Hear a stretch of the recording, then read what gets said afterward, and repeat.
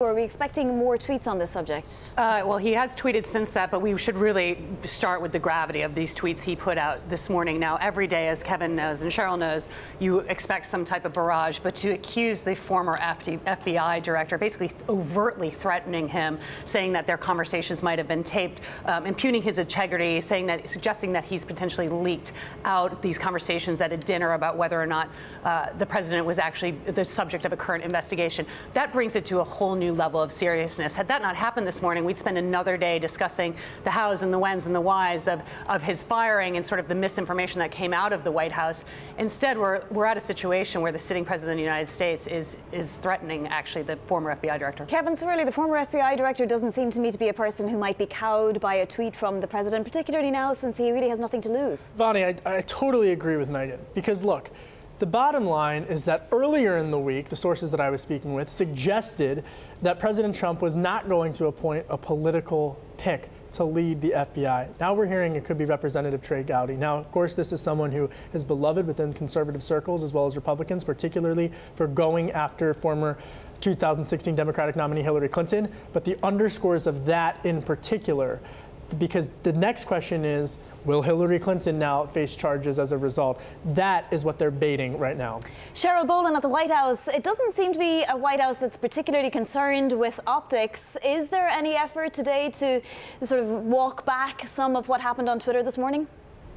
Well, we're waiting right now for the 1:30 regular daily press briefing with Sean Spicer, and it promises to be lively, shall we say. The president made a number of tweets this morning, as you know, and really went after the media, went after Democrats, in addition to threatening the former FBI director.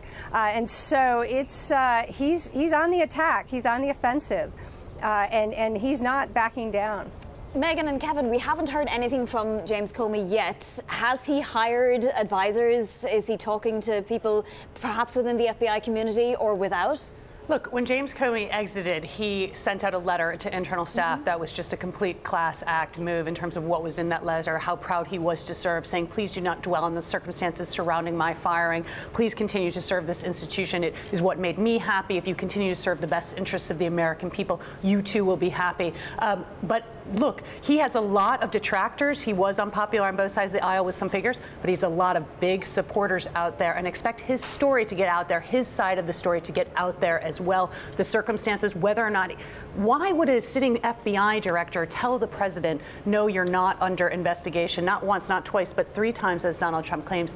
Expect more of the FBI to push their side of that message forward, more for the sake, too, not only of James Comey, but the integrity of an independent investigative agency that is at the heart right now of an overhanging big investigation into the administration's ties to Russia. And a fight for the soul of the institution. Absolutely. Because when you look at the strategy that the White House is using to attack the FBI, it's the same strategy that they have successfully used for then candidate Trump to beat the crowded Republican field, then to beat the Democratic Clinton machine, and then, of course, to politicize the media and its coverage of the media.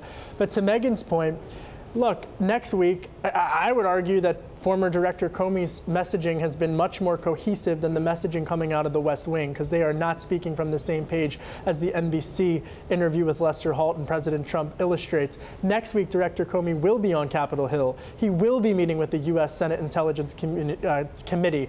Right now, that hearing is scheduled to be behind closed doors, but there is a push, and an aggressive push, for that meeting, for Director Comey to publicly testify.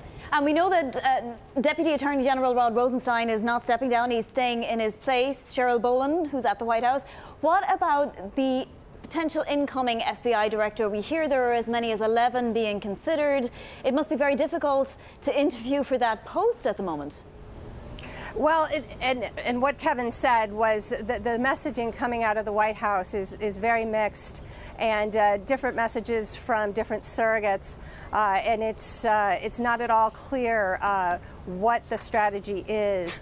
And I know that the Senate and Capitol Hill is going to be looking at the next FBI director very, very carefully for independence. But knowing at this point who is favored, it's still very chaotic here in terms of messaging and strategy at the White House. Megan, who will the president want in this post, and will he have any say in the matter? It's, you know, supposed to be an independent post, and there's obviously so many conflicts of interest right now. Well, it goes back to exactly what Kevin says. How deeply are they going to try and politicize this position? When you talk about Trey Gowdy, the immediate association with him is this years-long investigation into Hillary Clinton and how much that dominated his rhetoric and how much that dominates so much of the base. You still hear chants of lock her up at Donald Trump when he goes out and campaigns and rallies now. So it's going to be, I think, a battle in terms of how they want to deal with this agency going forward. He has put a marker down this week. If there's anything this week can be remembered for as well, is that he has put a marker down that he is not above bullying, threatening an independent, the FBI. I can't underestimate the significance of this when the president himself goes out on the attack like he has. He's done it before. Law enforcement agencies like the CIA, and judges, moving into the FBI and judges. Exactly. Independent. It does show an administration that is still grappling with the fundamental separation of powers, the fundamental independence agencies have in this country. Kevin, who is in President Donald Trump's corner right now, apart from his spokespeople? And again, we are waiting for that daily press briefing. Sean Spicer is back. Well, it's the same cast of characters. I think that he is still taking advice from the folks such as Reince Priebus, such as Steve Bannon, such as Jared Kushner, such as Ivanka Trump. Is he making more enemies as time goes on? I think that the growing problem is that he's utilized so much political capital in the Senate, and he needs the Senate, the Republican-controlled Senate, in order to accomplish his legislative items. I spoke with countless Republican aides, both on and off the record this week, and lawmakers who raised the concern that this is such a distraction, Vonnie. This is such a distraction, Vonnie, that they might not be able to continue onward to push for, oh yeah, what every Republican in America voted for, which is to repeal parts of the Affordable Care Act, Obamacare, to lower premiums.